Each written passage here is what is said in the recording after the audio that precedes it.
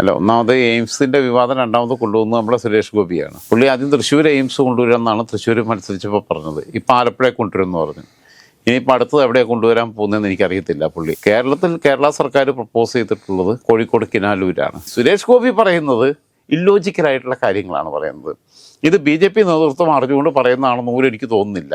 ഒരു തർക്കം തന്നെ വരുന്നത് ഒരു രാഷ്ട്രീയ നേട്ടം ഇതിനകത്ത് BJPക്ക് ഉണ്ടാക്കാൻ വേണ്ടിയിട്ടല്ലേ? സുരേഷ് ഗോപിക്കും അതോടൊപ്പം തന്നെ ഈ പറയുന്ന PT ഉഷയ്ക്കൊന്നും എയിംസ് എന്തിനു വരണം, എയിംസ് എന്താണ് എന്നുള്ളതിനെ കുറിച്ചൊരു ധാരണയില്ലാതെ എനിക്ക് തോന്നുന്നു. BJP ദേശീയ നേതൃത്വം മുൻകൈ എടുത്ത് സംസ്ഥാനത്തെ നേതാക്കന്മാർക്ക് എന്താണ് എയിംസ്, എന്താണ് അതിൻ്റെ ഉദ്ദേശം, എയിംസിന്റെ ഫുൾ ഫോം എന്താണെന്നൊക്കെ ഒന്ന് ബോർഡൊക്കെ വെച്ചിട്ട് എഴുതി പഠിപ്പിച്ചു കൊടുക്കണം എന്നുള്ള അഭിപ്രായമാണ് എനിക്ക് ഇതിനകത്ത് പറയാനുള്ളത്. രാജൻ ഭായി നമസ്കാരം. നമസ്കാരം. രാജൻ ഭായി, ഇപ്പോൾ എയിംസിന്റെ പേരിൽ തർക്കം നടന്നുകൊണ്ടിരിക്കുകയാണ്. എയിംസ് എവിടെ വരണം എന്നുള്ളതിനെ കുറിച്ച് ഇന്ത്യയിൽ മൊത്തത്തിൽ 18 എയിംസുകളാണ് നിലവിലുള്ളത്. പിന്നെ ഒരു 6 പ്രപ്പോസലും ഇപ്പോൾ ഉണ്ട്. അതിൽ കേരളവും ഉൾപ്പെട്ടിട്ടുണ്ട്. ഈ എയിംസ് വിവാദത്തിൽ എന്താണ് പ്രതികരിക്കാനുള്ളത്? അല്ല, ഒന്നാമത് എയിംസിന്റെ വിവാദം രണ്ടാമത് കൊണ്ടുവന്നത് നമ്മുടെ സുരേഷ് ഗോപിയാണ്. സുരേഷ് ഗോപിക്ക് എയിംസ് എന്നുള്ളതിൻ്റെ ഫുൾ ഫോം എന്താണെന്നതിനെ കുറിച്ച് പോലും വലിയ ധാരണയുണ്ടോ എന്ന കാര്യത്തിൽ എനിക്ക് സംശയമുണ്ട്. പുള്ളി സാധാരണഗതിയിൽ നമ്മൾ എയിംസ് എന്നൊക്കെ പറയുമ്പോൾ നമ്മൾ ഉദ്ദേശിക്കുന്ന ലക്ഷ്യം എന്നുള്ള കാര്യമാണല്ലോ. അപ്പോൾ ലക്ഷ്യബോധം നല്ലതായിട്ടുള്ള ആളെന്നുള്ള രീതിയിൽ വേണമെങ്കിൽ പുള്ളി കരുതും AIMS ആണ് എയിംസ് എന്നുള്ളത്. അത് AIIMS ആണ് എന്നുള്ളത് all India institute of medical science ആണെന്നുള്ള പോലും പുള്ളിക്ക് അറിയുമെന്നുള്ള കാര്യത്തിൽ എനിക്ക് സംശയമുണ്ട്. പുള്ളി ആദ്യം തൃശ്ശൂർ എയിംസ് കൊണ്ടുവരാമെന്നാണ് തൃശ്ശൂർ മത്സരിച്ചപ്പോൾ പറഞ്ഞത്. ഇപ്പം ആലപ്പുഴയെ കൊണ്ടുവരുമെന്ന് പറഞ്ഞു. ഇനിയിപ്പോൾ അടുത്തത് എവിടെയാണ് കൊണ്ടുവരാൻ പോകുന്നതെന്ന് എനിക്കറിയത്തില്ല.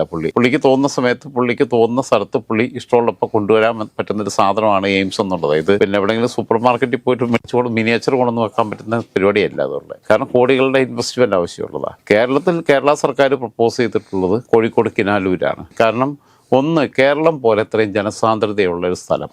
ഇപ്പോൾ കേരളത്തിലെ നാഷണൽ ഹൈവേകളുടെ വികസനത്തിനകത്തും സ്റ്റേറ്റ് ഹൈവേകളുടെ വികസനത്തിനകത്തും നമ്മൾ നേരിടുന്ന പ്രശ്നം എന്താ? സിബി ആലോചിച്ച് നോക്കും. പല ടൗണുകളിലും ഗതാഗത കുരുക്ക് ഒഴിവാക്കണമെന്നുണ്ടെങ്കിൽ ഇപ്പോൾ ആന്ധ്രയിലൊക്കെ എന്താ ചെയ്യുന്നതെന്ന് വെച്ചാൽ തെലങ്കാനയിൽ ബാക്കിയുള്ള നോർത്ത് പിന്നെ ഇന്ത്യയിലാണെങ്കിലും ഒക്കെ ചെയ്യുന്നതെന്ന് വെച്ച് കഴിഞ്ഞാൽ കടക്കാരോട് ഒഴിയാൻ പറയും. ഒഴിഞ്ഞില്ലെങ്കിൽ രാത്രി ഒന്നും ബുൾഡോസർ കൊണ്ടുവന്നാൽ ഒറ്റ നേരത്തിലാണ്. കേരളത്തിൽ പറ്റത്തില്ല, ഇവിടെ ചെയ്യാൻ പറ്റത്തില്ല. ഇവിടുത്തെ രീതി വേറെയാണ്. കാരണം ഇടുങ്ങിയ റോഡുകളാണ്. പിന്നെ ഉപജീവന മാർഗം അതിൻ്റെ കടകളുമായിട്ട് ബന്ധപ്പെട്ടൊക്കെ ജീവിക്കുന്ന ആൾക്കാരുണ്ട്. ഇതൊക്കെയുണ്ട്. നമുക്കറിയാം എക്സ്പ്രസ് ഹൈവേക്ക് കല്ലിട്ടപ്പുണ്ടായിട്ടുള്ള സംഭവം വരെ. കേരളത്തിൽ എന്ന് പറഞ്ഞു കഴിഞ്ഞാൽ പോപ്പുലേഷൻ ഡെൻസിറ്റി കൂടുതലാണ്. മറ്റുള്ളിടത്തൊക്കെ ഇഷ്ടംപോലെ ഒഴിഞ്ഞു കിടക്കുന്ന സ്ഥലങ്ങളുണ്ട്. ഇപ്പം നമ്മുടെ ഈ സേലം ഹൈവേ തന്നെ എടുത്തു നോക്കിയോ.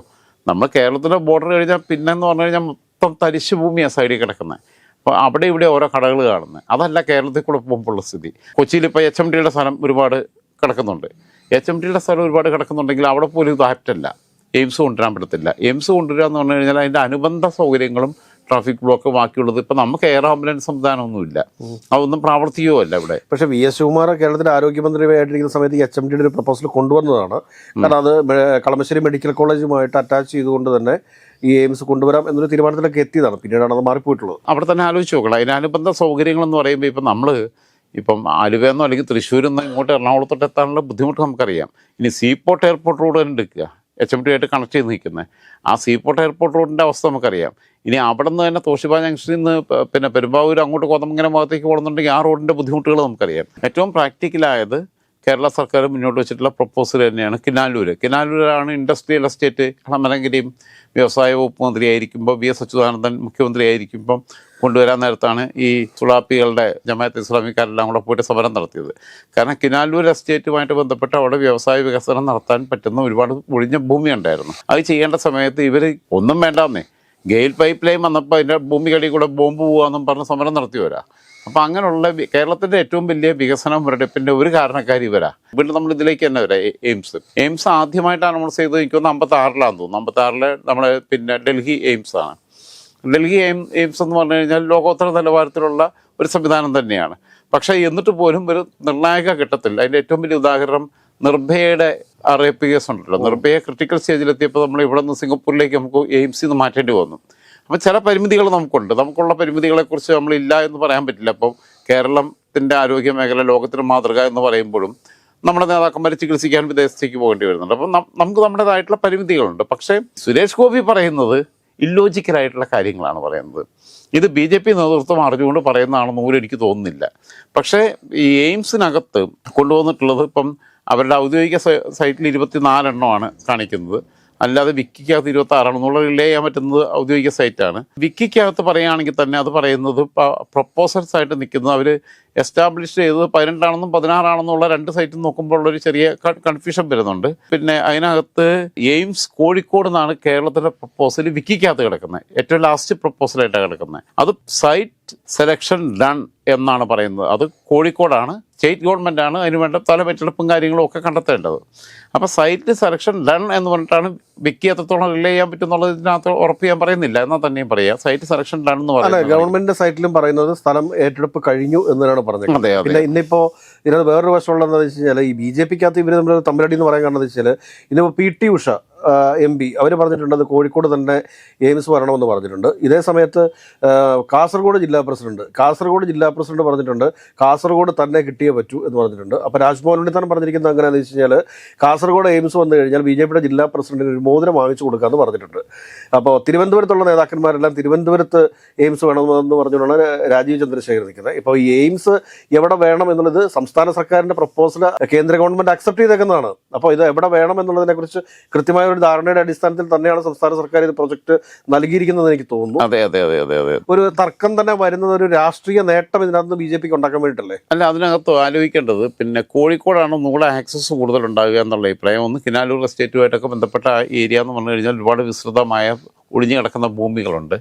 ഇതൊന്നും പാടം നികത്താത്ത ഭൂമികളുമാണ്. നമ്മളിപ്പോൾ നിലവിലുള്ള പിന്നെ പാരിസ്ഥിതിക ആഘാതം ഉണ്ടാക്കുന്ന സംവിധാനങ്ങളുള്ള സ്ഥലത്ത് ഇപ്പോൾ കുട്ടനാട് ഇഷ്ടംപോലെ സ്ഥലമില്ലെന്ന് ഉണ്ട്.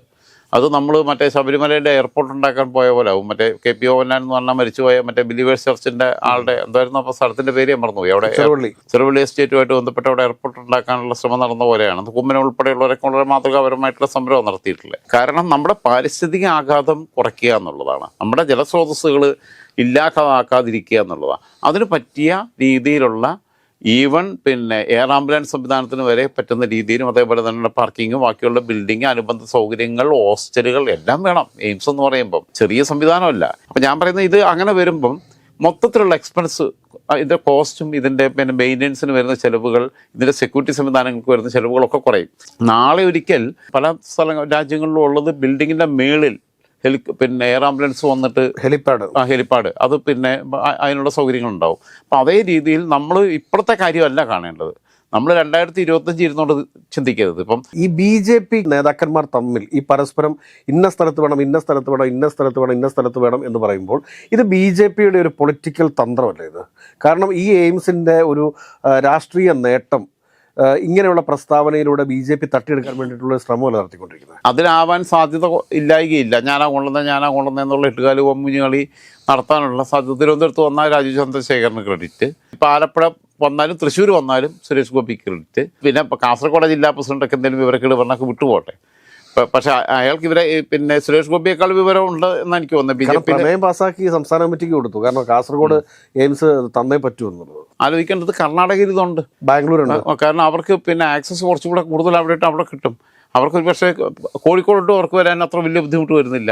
അതേസമയം തിരുവനന്തപുരത്ത് ആലപ്പുഴയാണെന്നുണ്ടെങ്കിൽ ഇവരെന്ത് ചെയ്യും? വടക്കോട്ടുള്ള ആളുകൾക്ക് വരാനുള്ള ബുദ്ധിമുട്ടുണ്ട്. ഇതിൻ്റെ എയിംസ് 56 നമ്മൾ ഡൽഹിയിൽ സ്റ്റാർട്ട് ചെയ്തെങ്കിൽ തന്നെയും എയിംസിൻ്റെ പിന്നെ കൂടുതൽ ഇൻസ്റ്റിറ്റ്യൂട്ടുകൾ സ്ഥാപിച്ചത് നരേന്ദ്രമോദി സർക്കാർ വന്നതിന് ശേഷം. അതൊരു ഫാക്റ്റാണ്. 2012 ശേഷമാണ്. 2012 മൻമോഹൻ സിംഗ് ആയിരുന്നു. 2014 തുടങ്ങിയാണ് കൂടുതലായിട്ടുള്ള എയിംസ്. അതിനകത്ത് ആലോചിക്കേണ്ടത് നോർത്ത് ഈസ്റ്റിൻ്റെയും മിഡിൽ ഈസ്റ്റിൻ്റെയും കൗബൽറ്റിൻ്റെയും ഒക്കെ ആയിട്ട് ചേർന്ന് നിൽക്കുന്ന HP ഉണ്ട്. നോർത്ത് ഈസ്റ്റിലുള്ള സ്റ്റേറ്റുകളുണ്ട്, ഇപ്പോൾ ആസാമുണ്ട്, മണിപ്പൂരിൽ ഉണ്ട്. അങ്ങനെയുള്ള ഓരോ സ്ഥലത്തും ഇതെല്ലാം ഇത് പലതും ഫംഗ്ഷൻ ചെയ്തു തുടങ്ങിയിട്ടുണ്ട്. HP-യിൽ ഇത് ഫംഗ്ഷൻ ചെയ്തു തുടങ്ങി. ജമ്മു ആൻഡ് കാശ്മീരിലുണ്ട്, അത് പാർഷ്യലി ഫംഗ്ഷനിങ് ആണ്, ഫുൾ കംപ്ലീറ്റ് സ്വിങ്ങിൽ തുടങ്ങിയിട്ടില്ല എന്നേ ഉള്ളൂ. പഞ്ചാബിലേതും അങ്ങനെയാണ്. UP-ലുണ്ട്, വെസ്റ്റ് ബംഗാളിലുണ്ട്, മഹാരാഷ്ട്രയിലുണ്ട്, ആന്ധ്രയിലുണ്ട്, ഉത്തർപ്രദേശിലുണ്ട്, ഉത്തരാഖണ്ഡിലുണ്ട്, ഛത്തീസ്ഗഡിലുണ്ട്. ഇങ്ങനെ എല്ലാ സ്ഥലത്തും നമ്മളിപ്പോൾ എല്ലാ സ്റ്റേറ്റിനെയും കൂടെ പേര് പറഞ്ഞു പോകണ്ട. കേരളം പോലെ ഇത് അനിവാര്യമായൊരു സ്ഥലത്ത് കേരളത്തിൽ പ്രപ്പോസൽ വരുമ്പോൾ ബാക്കിയുള്ളിടത്തൊക്കെ ഇഷ്ടം പോലെ സ്ഥലം കിടക്കുകയെന്നേ. ഇപ്പോൾ നമ്മളിത് യാത്ര ചെയ്യുമ്പോൾ നമുക്ക് ബൈ റോഡോ ബൈ ട്രെയിനോ പോകുമ്പം 2 ഭാഗത്ത് നമ്മൾ എവിടെയും വീട് കാണുന്നില്ല.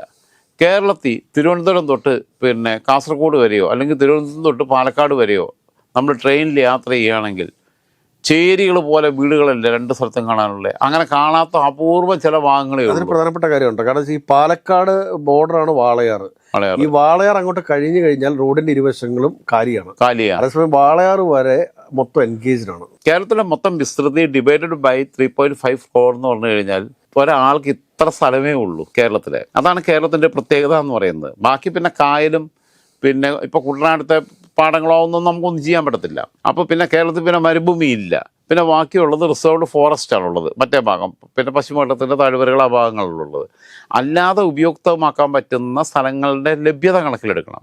മറ്റ് സ്റ്റേറ്റുകൾക്ക് അങ്ങനെ പ്രശ്നമില്ല. ആന്ധ്രയിലില്ല, വേറെ സ്റ്റേറ്റിലില്ല, കർണാടകയിൽ പോലും ഇല്ല. കർണാടകയിൽ ഇപ്പോൾ കുണ്ടറപ്പേട്ടൊക്കെ അങ്ങോട്ട് ചെന്ന് കഴിഞ്ഞാൽ ഒഴിഞ്ഞു കിടക്കുക ഏക്കർ കണക്കിന് സ്ഥലങ്ങൾ. ആകെ സൂര്യകാന്തി കൃഷി ചെയ്യും, ഇത് മാത്രമേ ഉള്ളൂ അവർക്ക്. പക്ഷെ അതിനകത്ത് വലിയ വരുമാനം കിട്ടുന്നുണ്ട് അവർക്ക്. ഞാൻ പറഞ്ഞ വരുമാനത്തിന്റെ മാത്രമല്ല, ഈ സുരേഷ് ഗോപിക്കും അതോടൊപ്പം തന്നെ ഈ പറയുന്ന പി ടി ഉഷയ്ക്കൊന്നും എയിംസ് എന്തിനു വരണം, എയിംസ് എന്താണ് എന്നുള്ളതിനെ കുറിച്ചൊരു ധാരണയില്ലാതെ എനിക്ക് തോന്നുന്നു. എയിംസിന്റെ ഫുൾ ഫോം അറിയുന്ന സംശയമെന്ന് ഞാൻ സിബിയോട് പറഞ്ഞു. എയിംസിന്റെ പർപ്പസ് എന്താണെന്നുള്ളതിനെ കുറിച്ചുള്ള ഒരു വിഷണറി ആയിട്ടുള്ള കാഴ്ചപ്പാട് ഇവരില്ല. ഇവർ സത്യം പറഞ്ഞു കഴിഞ്ഞാൽ വളരെ വിഷമം തോന്നുന്നു. കാരണം ഒരു 90 വയസ്സ് കഴിഞ്ഞ VSന് കേരളത്തെക്കുറിച്ചൊരു കാഴ്ചപ്പാടുണ്ടായിരുന്നു, പുതിയ കാര്യങ്ങൾ പഠിക്കാൻ ശ്രമിച്ചിരുന്നു. അങ്ങനെയുള്ള ഒരു ചിന്ത പോലും ഇവർക്കില്ല. ഇവരെന്ന് പറഞ്ഞു കഴിഞ്ഞാൽ എനിക്ക് തോന്നുന്നത് സുരേഷ് ഗോപിക്ക് 60-65 വയസ്സിന് താഴെക്കാളുള്ള ഞാൻ കരുതുന്നത്. പി ടി ഉഷയ്ക്ക് അത്രയൊക്കെ തന്നെ കാണത്തുള്ളൂ, 60 വയസ്സോ 65 വയസ്സൊക്കെ കാണത്തുള്ളൂ. ഇവരിപ്പോൾ തന്നെ 100 വയസ്സ് കഴിഞ്ഞ പോലെ കാലഹരണപ്പെട്ട രീതിയിലുള്ള കാര്യങ്ങളുമായിട്ട് മുന്നോട്ട് വരുന്നത് എന്നുള്ളതാണ് ഏറ്റവും സങ്കടകരമായിട്ടുള്ളത്. ഇപ്പോൾ കേരളത്തിൽ ഇതിന് പറ്റിയ സ്ഥലം ഞാൻ പറയുന്നു സ്റ്റേറ്റ് ഗവൺമെൻറ് പ്രൊപ്പോസൽ ചെയ്തിട്ടുള്ള കിനാലൂർ തന്നെയാണ്. അതോടൊപ്പം തന്നെ ഞാൻ പറയുന്നു BJPയുടെ കേരളത്തിലെ നേതൃത്വത്തിൻ്റെ ഈ വിവരക്കേടുകളൊക്കെ അവിടെ നിൽക്കുമ്പോൾ തന്നെ ഈ മേഖലയിൽ ഒരു വിപ്ലവകരമായ മാറ്റത്തിന് 10 വർഷം കൊണ്ട് തന്നെ 11 വർഷം കൊണ്ട് തന്നെ പിന്നെ നേതൃത്വം കൊടുക്കാൻ കഴിഞ്ഞത് നരേന്ദ്രമോദി സർക്കാർ വന്നതിന് ശേഷമാണെന്നുള്ള കാര്യം അത് അംഗീകരിക്കുന്നുണ്ട്. നമുക്കിതിനകത്ത് കക്ഷിയോ രാഷ്ട്രീയമോ ഒന്നും നമ്മുടെ വിഷയമല്ല. ഇതിനകത്ത് 56-ൽ തുടങ്ങി വെച്ചതിൻ്റെ അകത്തെ നെഹ്റുവിൻ്റെ കാലഘട്ടത്തിൽ തുടങ്ങി വെച്ചതിനകത്ത് ഏറ്റവും വിപ്ലവകരമായ മാറ്റം കൊണ്ടുവന്നത് നരേന്ദ്രമോദി സർക്കാരാണ്. പക്ഷേ കേരളത്തിലെ BJPക്കാർക്ക് ആദ്യം എയിംസ് എന്താണ് എന്നുള്ളതിനെക്കുറിച്ച് ക്ലാസ് എടുത്തു കൊടുക്കാൻ ഇവരല്ലാതെ ചിന്തൻ ശിബിരം, പഠന ശിബിരം എന്നൊക്കെ പറഞ്ഞ് കുറേ ശിബിരം നടത്തുമല്ലോ. ഇഷ്ടംപോലെ ഡോക്ടർമാരൊക്കെ ഉണ്ട് ഇപ്പോൾ ഇവരുടെ ഇടയിൽ, ബ്യൂറോക്രാറ്റുകളുണ്ട്, അവരൊക്കെ ഉണ്ട്. BJP ദേശീയ നേതൃത്വം മുൻകൈ എടുത്ത് സംസ്ഥാനത്തെ നേതാക്കന്മാർക്ക് എന്താണ് എയിംസ്, എന്താണ് അതിൻ്റെ ഉദ്ദേശം, എയിംസിൻ്റെ ഫുൾ ഫോം എന്താണെന്നൊക്കെ ഒന്ന് ബോർഡൊക്കെ വെച്ചിട്ട് എഴുതി പഠിപ്പിച്ചു കൊടുക്കണം എന്നുള്ള അഭിപ്രായമാണ് എനിക്ക് ഇതിനകത്ത് പറയാനുള്ളത്.